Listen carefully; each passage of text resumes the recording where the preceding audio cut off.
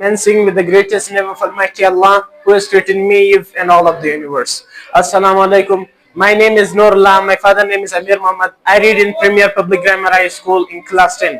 And today I have got this presentation which is about human respiratory system. सबसे पहले हम आपको respiratory system के बारे में बताएंगे, जिसका पहला हिस्सा है नोज।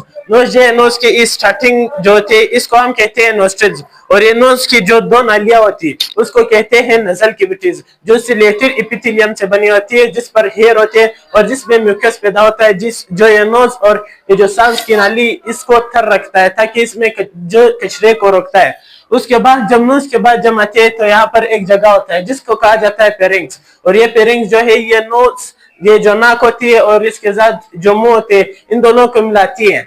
और उसके बाद जब हम आते हैं इसके नीचे पर दो पाइप होते हैं, एक होता है ओसोफेगस और दूसरा होता है ट्रिकिया।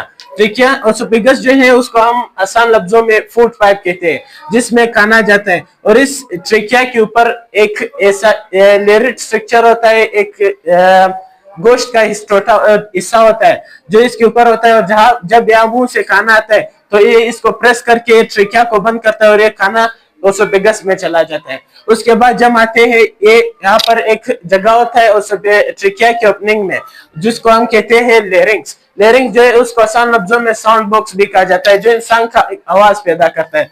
उसके बाद जब आते हैं ये ट्रिकिया जो है ये कुछ ऐसे रिब्स की तरह इसका स्ट्रक्चर होता है जो जिसमें हवा आती है, और ये ट्रिकिया मजीद तकसीम होकर ब्रोंकाई में आती है, जिसको हम प्लूरल ब्रोंकाई कहते हैं और एक को ब्रोंकस कहते हैं। ये ब्रोंकस जो है दो ब्रोंकाई जो है हर एक अपने अपने लंग्स के पास चला जाता है, और ये सब मजीद तकसीम होकर ब्रोंक्यूल्स में डिवाइड होते हैं जिसमें ऑक्सीजन जाता है। और उसके बाद ये छोटे छोटे ब्रोंक्यूल जो छोटे छोटे पार्ट्स में तकसीम होता है जिसको हम कहते हैं अल्वियोलर डक्ट।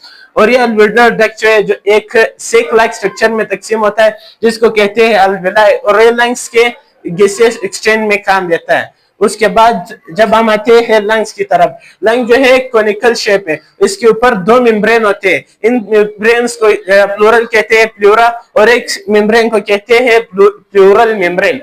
इनके दरमियान एक फ्लूइड होता है जिसको कहते हैं प्लूरा फ्लूइड। ये प्लूरा फ्लूइड जो है ये लंग्स को फ्रिक्शन से बचाता है। और उसके नीचे फिर डायफ्राम आता है जो इंसान के चेस्ट कैविटी और एब्डोमिनल कैविटी को अलग करता है।